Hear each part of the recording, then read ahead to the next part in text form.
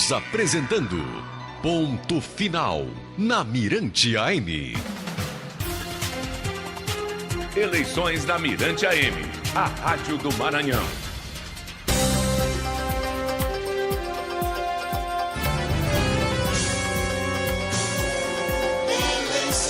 Jorge Aragão. 8h30. E vamos dar sequência à série de entrevistas com os candidatos ao governo do Maranhão. Hoje, agora às 8h30, o nosso entrevistado é Laésio Bonfim, PSC, natural do município de Marcos Parente, no Piauí. Laésio Rodrigues do Bonfim é graduado em Medicina pela Universidade Estadual do Piauí. Tem 44 anos, é médico concursado do Instituto Federal do Maranhão e da cidade maranhense de Balsas. Em 2016, foi eleito prefeito do município de São Pedro dos Crentes e reeleito para o cargo em 2020. Laésio Bonfim, antes de mais nada, muito obrigado pela consideração, pela gentileza de ter vindo aqui conversar com a gente, com os nossos ouvintes. Sei que a agenda de candidato é corrida, mas você tira um tempo para vir conversar com os ouvintes da Mirante AM do Ponto Final. Bom dia. Bom dia a todos os ouvintes da Mirante AM, é um prazer estar aqui. Com isso a gente engrandece mais ainda a nossa democracia. Esse ato, eu que agradeço muito, muito mesmo o convite aqui. Eu tenho a oportunidade de falar para milhares e, por que não, milhões de pessoas em todo o estado do Maranhão. E isso para mim é um privilégio, é um grande privilégio. Então a gente nunca poderia deixar de atender a esse convite, não tenho dúvida disso. Eu queria começar, candidato, sobre uma polêmica envolvendo a sua declaração de bens, que foi utilizado por alguns blogueiros. Inclusive a Justiça determinou que essas postagens fossem retiradas e o senhor disse que houve distorção no que o senhor apresentou na interpretação desses blogueiros. Queria que o senhor aproveitasse a oportunidade para explicar o que aconteceu com essa declaração de bens. Primeiramente, um fake news, é uma perseguição. Os caras pegaram a minha declaração de 2016, multiplicaram meus bens por 2. Aí depois eles pegaram, fizeram um print mal feito e jogaram nos grupos, né, jogaram nos seus blogs, me acusando de ter duplicado os meus bens. Teve bens meus que foram até triplicados. Aí o valor vai lá para cima. Então, isso é um crime. Isso é um crime. A gente já processou o blogueiro de onde o começo partiu esse crime. É algo assim surreal a gente imaginar que as pessoas pudessem fazer algo desse tipo. No mais, agora na minha declaração de bens, o pessoal ficou assustado.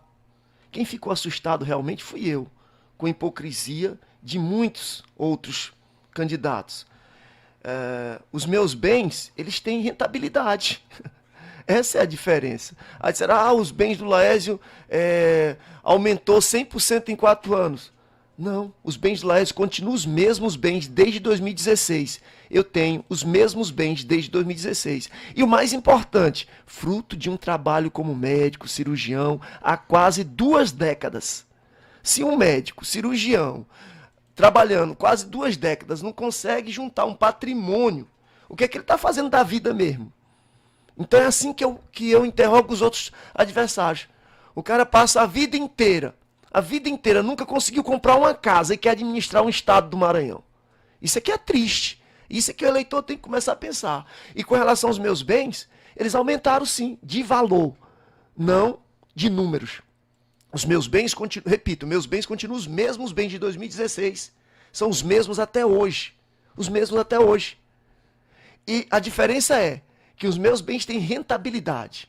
Rentabilidade, eu coloco o valor venal, eu coloco o valor que eles valem realmente. O valor real. Eu estou com as suas declarações abertas pois aqui, não. só para confirmar, porque a nomenclatura está diferente num e outro, mas tem a Fazenda Água Bonita, que eu acho que é o bem de maior valor Sim. que o senhor possui. Ela já existe desde 2016? Ela está declarada Desde aqui 2016. nessa eleição de agora com o valor de R$1.200.000, e na eleição de 2020 ela estava declarada por R$250 mil. Exatamente. Então essa valorização... Essa é a valorização.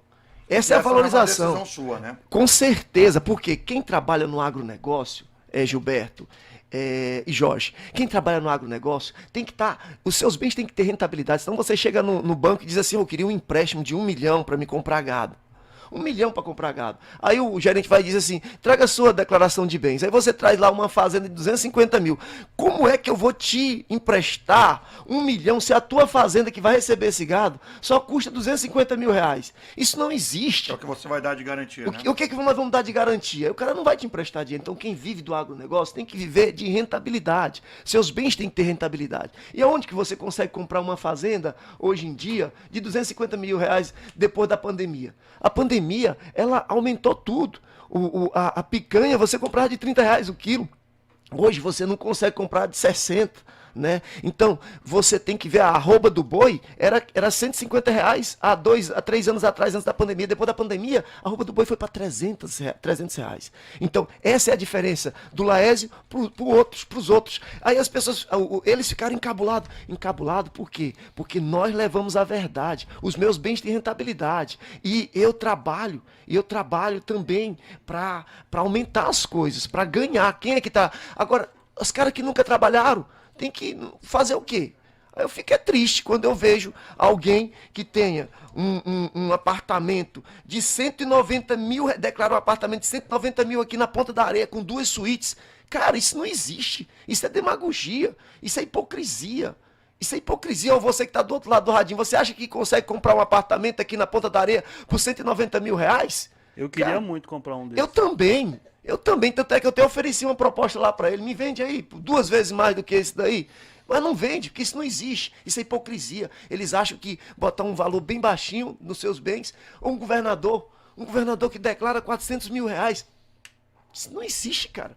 Quem que não sabe quem é das pessoas grandes do agronegócio lá na cidade que ele nasceu, que ele vive, da família dele? É um homem de quase 1 bilhão de reais e declara 400 mil. Isso é vergonhoso. Candidato, agora o senhor não há de concordar que esse debate também foi para esse lado muito em função de uma declaração sua num evento lá em Balsas, que o senhor disse que às vezes tinha dinheiro para o almoço, não tinha para o jantar, não tinha para o jantar, não tinha para o almoço. Um evento que o senhor falou que andava com o pastor Bel, porque ele não tinha vergonha. O senhor não há de admitir também que esse debate tem muito a ver com essa sua declaração. O que foi aquilo, qual foi o contexto dessa declaração? Eles pegaram um pedaço da minha narrativa. Eles cortaram só o que eles quiseram. Eles pegaram a minha narrativa, cortaram um trechozinho. Nós estamos... Gilberto, campanha para governador anda com 70, 80, 100 homens, por exemplo, na minha caravana. Às vezes a gente anda com 80 homens nos seus carros. Gilberto, eu tenho bens. Meus bens estão lá. Ter bem é uma coisa, ter dinheiro é outra coisa totalmente diferente. Você queria que eu vendesse meus bens para andasse com dinheiro? Olha, política, para mim, não é um investimento, não. Investimento, você pega o dinheiro, investe para ele te dar rentabilidade e depois te devolver. Não é assim que a gente tem que fazer política. Enquanto as pessoas pensarem que político tem que tomar dinheiro emprestado de agiota para gastar, o que vai acontecer? Você vai estar criando um ladrão para o futuro. Daqui a pouco o cara chega na prefeitura, começa a roubar. Para quê? Para pegar o dinheiro de volta que ele investiu. É assim que está acontecendo. É por isso que nós temos uma escola de corrupção no Brasil. Então, para mim, política é tratada com seriedade. Se você tem 80 homens andando para dormir no hotel, cada um, para ter quarto no hotel, para comer, para se locomover, comprar combustível, não é fácil não, Gilberto. E sabendo que isso é os 7 dias da semana. Isso não é fácil, então nós temos dificuldade mesmo. Quantas e quantas vezes nós já chegamos em hotéis e nós alugamos 1 ou 2 quartos para ficar se revezando para dormir. Uns dormiam no carro, outros dormiam no hotel. É assim. Esse era o contexto da minha fala naquele dia, que eles pegaram, cortaram e fizeram e queriam falar de alguém que fosse muito pobre, pobre de marredacia. Não, isso eu já fui no passado. Hoje não. Graças a Deus, graças ao meu trabalho, graças à minha educação. Então, isso foi uma narrativa que eles cortaram, pegaram e jogaram no ar. O importante nós estamos numa campanha de governador. Campanha de governador, todo mundo sabe, é uma campanha caríssima. Caríssima. Caríssima. E para isso a gente precisa de dinheiro. Não é dos bens, é de dinheiro. Rodrigo. Bom dia, Laércio. Obrigado pela presença mais uma vez aqui na Rádio Mirante AM. Nós vamos falar de administração pública. Hoje, quantidade de secretariados e também agências no governo do estado ultrapassa as 50, né? Caso eleito, como é que você vai organizar a questão da administração pública do estado? Existe algum teto, algum limite de pastas que tu quer colocar para conduzir o estado, caso seja eleito? Conta pra gente como é que vai ser essa organização. Ó, Rodrigo, você não tenha dúvidas que, primeiro, o governo Laércio Bonfim vai ser um governo mais técnico e menos político. Segundo, o governo Laércio Bonfim não vai ter pastas para cabide de emprego.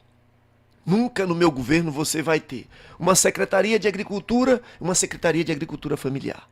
Nesse governo nós temos quase 50 cargos análogos a de secretário, com um monte de penduricalhos, né? Locais para colocar os cabides.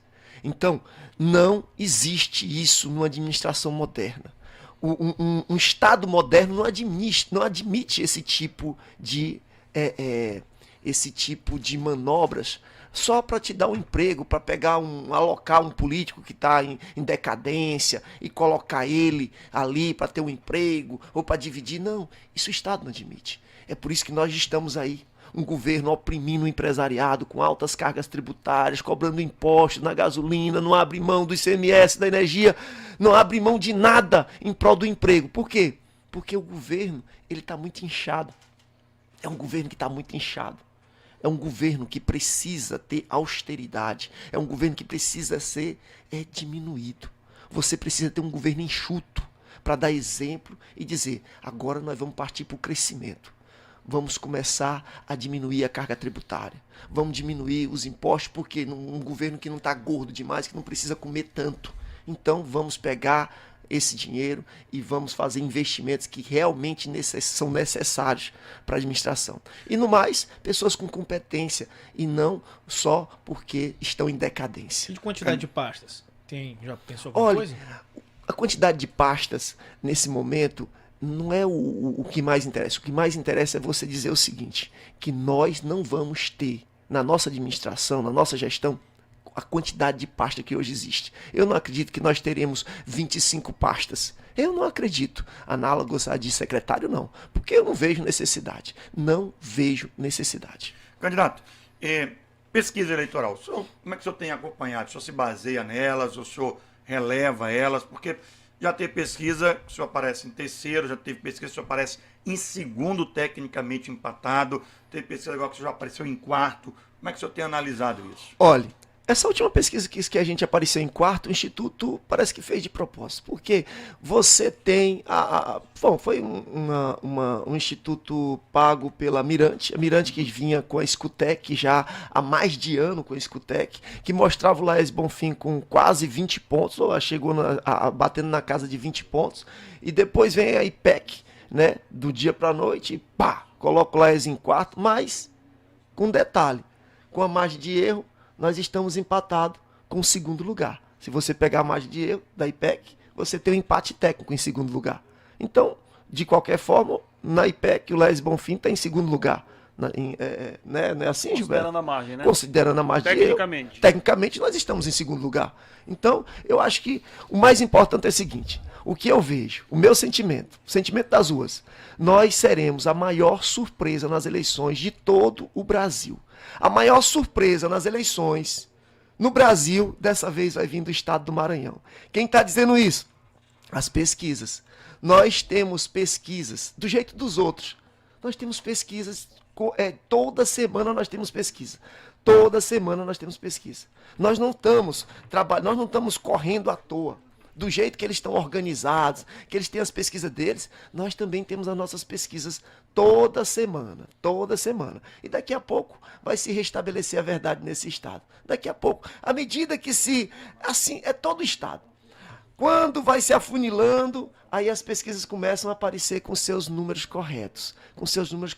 O povo também vai perdendo medo de dizer em quem vai votar, vai ficando, chegando mais perto, as pessoas vão se animando mais. O importante vai se restabelecer a verdade e não vai demorar.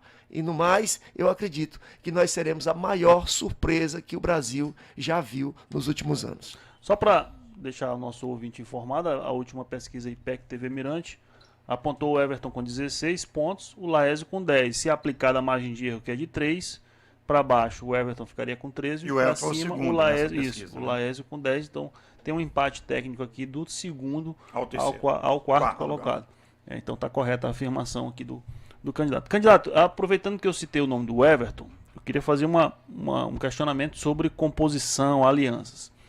Lá atrás, se não me engano, no mês de março, março não pode ter sido, abril, quando o senador Roberto Rocha anunciou a construção de uma frente ampla em torno do nome dele, que inclui, entre outros, o PSC, o seu partido, afirmou-se lá naquela ocasião que existiria um acordo entre 3 candidatos ao governo. Candidato do PSC, Laésio Bonfim, candidato do PSD, Edivaldo Holanda, candidato do PDT, o Everton Rocha, de que, dentre esses, aquele que passasse para o segundo turno receberia o apoio dos outros 2. Por que eu faço esse preâmbulo? Porque eu estou acompanhando o seu programa nas redes sociais, viu? Não está na TV, mas eu estou acompanhando. Eu vi o último programa, um barquinho lá, com o Carlos Brandão, o Everton Rocha, Flávio Dino, Roseana, um barquinho afundando. E Edivaldo? Edivaldo também, né? Esse barquinho afundando. E aí eu pergunto, o Laésio apoiará o Everton se o Everton for para o segundo? E mais, o Laésio receberá esse apoio do Everton de bom grado se o Laésio estiver no segundo turno? Eu complemento porque estava até, como dizer assim, paz e amor, né, dentro do horário eleitoral. Só dá um start nesse de falar dos adversários. Aí só botou todo mundo, e eu não vou nem entrar na seara da postagem, mas só coloca, de aí tem 3 candidatos, os 4 que estão na frente em todas as pesquisas, obviamente só 2 estarão no segundo turno, outros 2 não estarão. Você não acha que isso pode inviabilizar um apoio desses outros 2 que não estarão no segundo turno para a sua candidatura, caso o senhor chegue no segundo turno? Olha, Jorge, eu não estou pensando no segundo turno. O meu foco é o primeiro turno. Eu não vou fazer nenhuma declaração de segundo turno. Por quê? Porque a eleição, para mim, ela pode terminar no primeiro turno já. Sim. Então, por que eu vou ficar pensando, né, falando sobre segundo turno se a gente nunca viveu ainda o primeiro turno? Isso é besteira. Para mim isso é besteira. E no mais, Gilberto, Rodrigo, Jorge, me diga uma coisa. Quem é que é criança nesse estado? Quem é que não sabe que tudo foram do mesmo barco? Quem é que não sabe que, como você falou do senador, você começou falando sobre o senador, quem é que não sabe, quem foi que não viu que eles disputaram a vaga de ser o candidato, o pretenso candidato do Flávio Dino até outro dia? Quem é que nesse estado é cego, meu Deus? O senador, até outro dia, disputou a vaga de ser o candidato do Flávio Dino. Ele foi preterido pelo Brandão, mas até alguns meses atrás, eles estavam no mesmo barquinho. Quem que não sabe que seu Edivaldo esteve no mesmo barquinho do Flávio Dino o tempo todo, os 8 anos que foi governador, que foi prefeito? Quem que não sabe que o Brandão é do barco do Flávio Dino? Sabe? Quem é que não viu eles levantando a mão de Roseana? Então tá todo mundo no mesmo barco. Por que não falar a verdade? E o mais, quem começou não fui eu, não. Ô Jorge, quem é que tem criança? Quem é que não viu os disparos em massa aí contra mim? Essas 2 denúncias que você falaram aí, todas as 2 foram disparos em massa. Ei, você que tá do outro lado da telinha aí. Quem é que não sabe? Quem é o dono daquela emissora de TV que me ataca todo dia, que eu não vou dizer o nome? Quem é que não sabe? Aí é pra mim ficar santinho e os caras me atacando toda hora. Não, pelo contrário. Vai todo mundo pro barquinho. Vai todo mundo pro barquinho. Que ache bom, que ache ruim. Tá todo mundo no barquinho, que é pro povo saber que aqui nós estamos falando é verdade. E vai afundar o barco? O barquinho dele já afundou. Desde o dia que eles se separaram lá, já afundou já o barquinho deles. Mas o senhor joga ou não joga uma boia salva-vida para algum deles pro segundo turno? Olha, nós vamos aceitar... Olha, eu não vou falar de segundo turno, viu, Jorge? Eu não vou falar de segundo turno, não, cara. Não vou falar de segundo turno. Vamos falar do primeiro turno. Vai, Rodrigo. Aproveitando que a gente citou aqui o senador Roberto Rocha, como é que está a relação durante esse período de campanha, né? Algumas viagens você está fazendo aí para alguns municípios, a adesão de eleitores seus, apoiadores, mas como é que está essa conversa também com o senador Roberto Rocha? Ainda há pouco na sua fala a gente viu que ficou aí uma relação meio estremecida. Não, o senador Não, que ele ele- estava se referindo não, era o o Everton. Não, sim, mas levando em consideração toda essa questão da disputa, o senador Roberto Rocha, vale ressaltar, tá compondo chapa com o Everton Rocha, que o senhor teceu críticas ainda há pouco. Então, como é que tá a relação junto com ele? No que diz respeito a essa questão da frente ampla. Olha, a nossa relação é uma relação amigável, certo? Uma relação, nós temos um compromisso. Eu o estou ajudando, ele está me ajudando. Nós estamos andando pelo Maranhão juntos. Nós vamos votar nele, Roberto Rocha. Acredito que ele é o melhor para esse estado. Eu tenho certeza que ele é o melhor para esse estado. E nós precisamos, sim, tentar livrar o estado do Maranhão do Flávio Dino, né? Isso é que não pode acontecer de novo. Nós não podemos simplesmente fechar os olhos ao caos que o Flávio Dino deixou no estado do Maranhão. Você que está do outro lado do radinho, olha, eu sou testemunha e também sou culpado por isso. Há 8 anos atrás eu acreditei que o Flávio Dino era um ex-juiz federal, um cara que tinha deixado a toga para nos representar, para nos livrar de uma oligarquia. E esse foi um dos maiores arrependimentos da minha vida. Por quê? Porque nós tínhamos 4 cidades entre as 10 mais pobres do Brasil. Depois do governo dele, nós já estamos com 8 cidades entre as 10 mais pobres do Brasil. Nós tínhamos pessoas passando fome. Hoje nós temos o dobro de pessoas passando fome. Hoje nosso povo passa fome, recebe peixe no meio da rua. O único estado do Brasil em que se recebe comida no meio da rua, na hora do comício. Então, o estado de calamidade em que o Maranhão se encontra hoje se deve à gestão Flávio Dino, que foi muito danosa ao nosso estado. Muito danosa. Quebrou o nosso estado, deixou o nosso estado pior do que ele já era. Então, por isso, eu dedico o meu apoio ao Roberto Rocha e quero sim que Roberto Rocha se reeleja ao Senado e que o Maranhão não dê essa oportunidade a esse homem que tanto fez mal ao nosso estado, que foi o seu Flávio Dino. Candidato, aqui no nosso WhatsApp tem o Alberto de São Francisco e o João do Tirirical.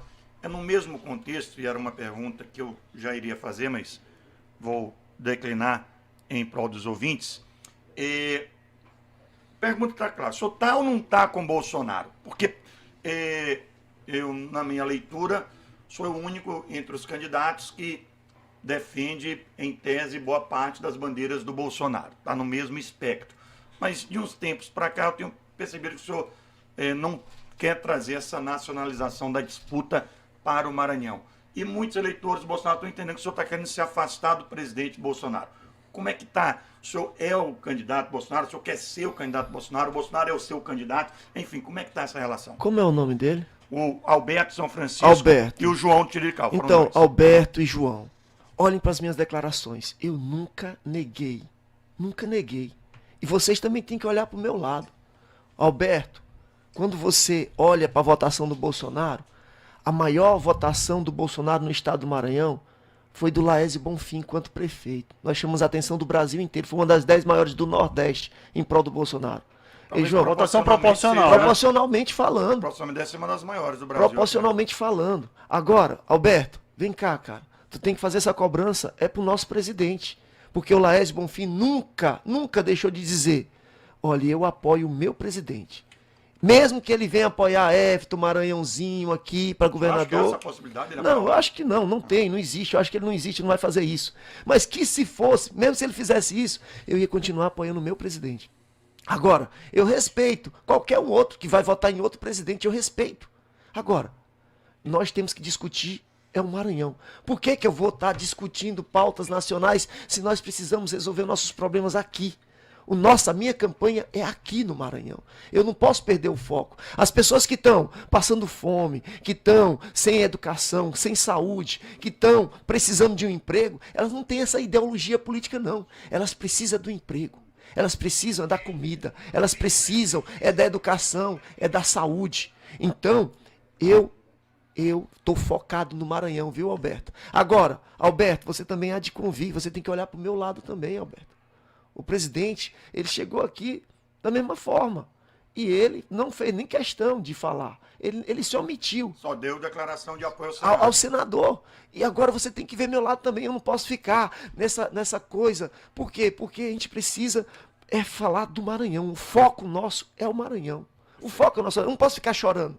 O presidente não falou nada de você, mas eu não posso ficar aqui chorando se ele não falou nada de mim. O importante é, eu não abro mão do meu presidente. Acabou.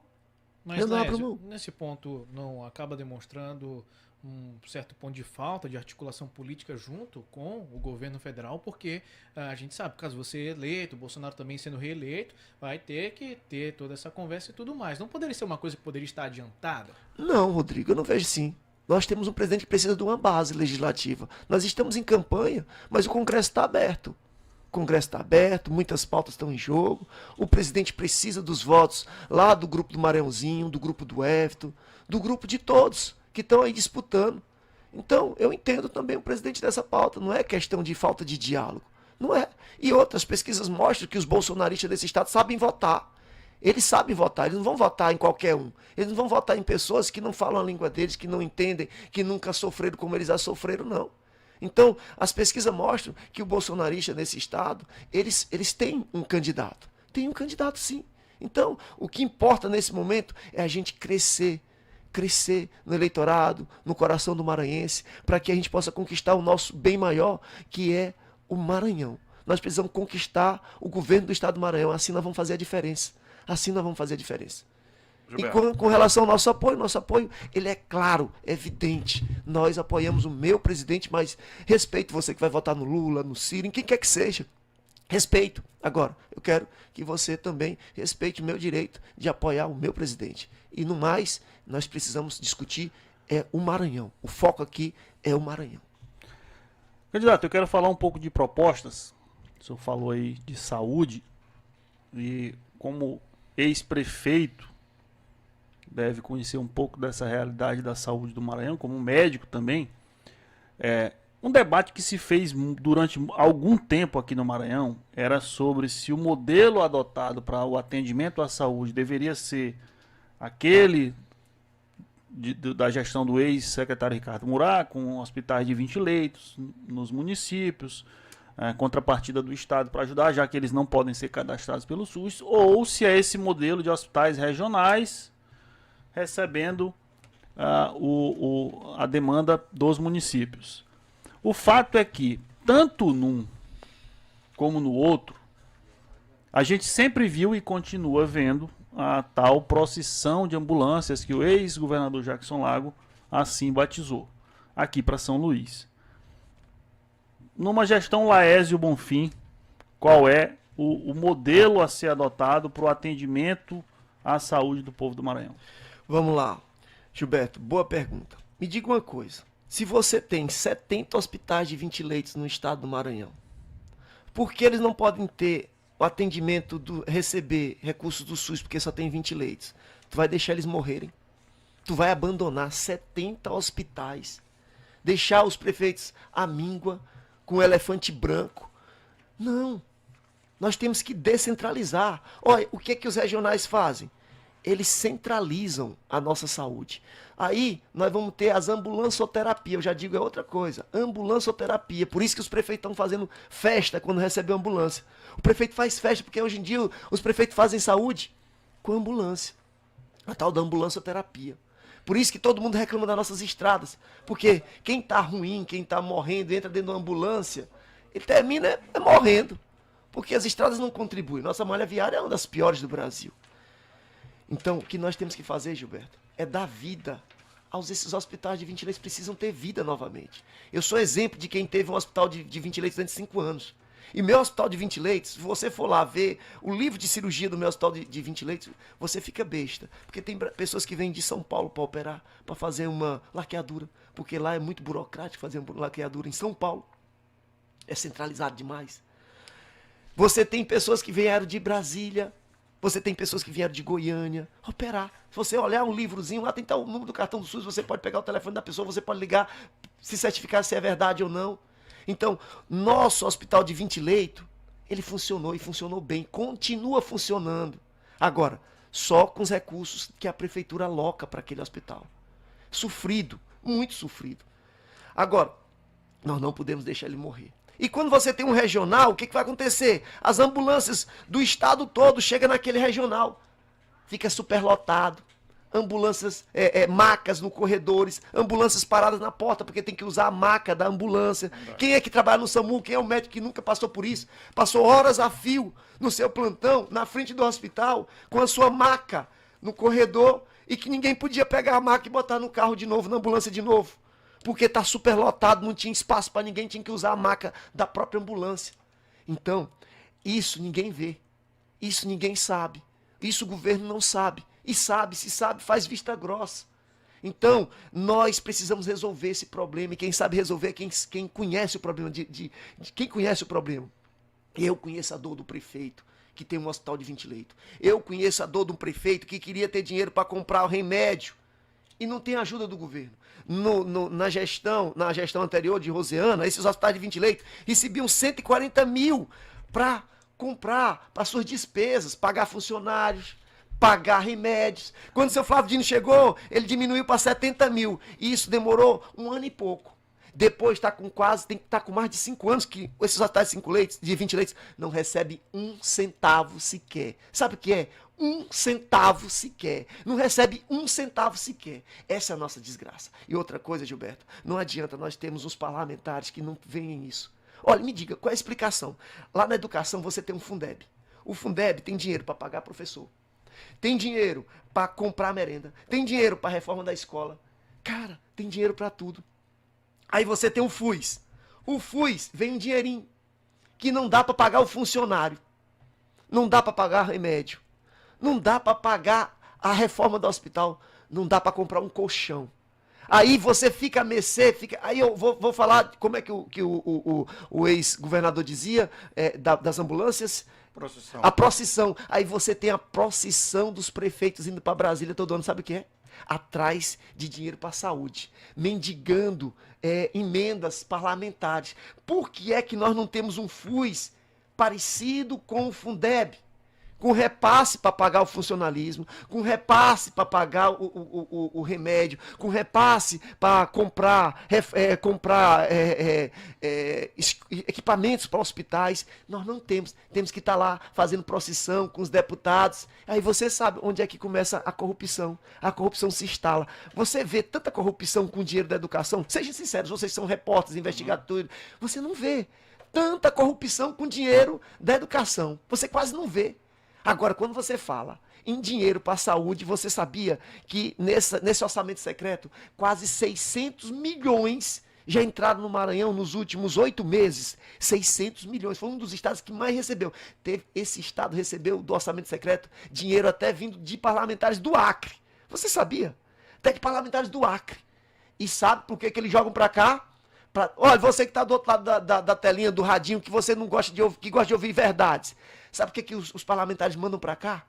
Para poderem ser lavado aqui esse dinheiro e voltar do dízimo para lá, para eles, fazer as campanhas deles. É isso, cara. Só o dízimo, né? Só que o dízimo não é só 10%, não. Bem mais, né? É bem mais. Todo mundo sabe disso. E a gente vive num país de hipocrisia, que os políticos não podem falar a verdade, que as pessoas não podem falar a verdade, que as pessoas ficam doentes quando escutam a verdade. A verdade é dura, mas tem que dizer. Esse estado, ele sabe, é um dos estados que mais os parlamentares lavam dinheiro público. E quem diz isso é a Polícia Federal, que está todo dia aqui. Polícia Federal, outro dia teve a operação, você sabe, o Brasil todo viu. Pegou um monte de dinheiro vivo no escritório de parlamentares aqui desse estado. É assim, é um dos estados que mais lava dinheiro público em todo o Brasil. A corrupção. Por que nós temos um do estado mais pobre do Brasil? É por conta da tal da corrupção que tomou de conta desse estado, que é endêmica nesse estado, e que leva o dinheiro da saúde, e que leva o dinheiro da saúde quase em todo. Então, o governo Laércio Bonfim é um governo de saúde descentralizada. Descentralizada, para ver se a gente não tem tantas filas nos regionais. Vamos ter hospitais regionais, hospitais e escolas. Nós vamos ter muitos hospitais e escolas agora. E outra coisa importante, as escolas médicas do estado do Maranhão têm que dar uma contribuição maior para a sua população. Quando eu era estudante de medicina, a minha escola de medicina, o meu professor ia atender nos bairros, era mais um médico extra. Daqui a pouco, nossos alunos que estavam terminando a faculdade já estavam nos postos de saúde atendendo também a demanda do programa Saúde da Família.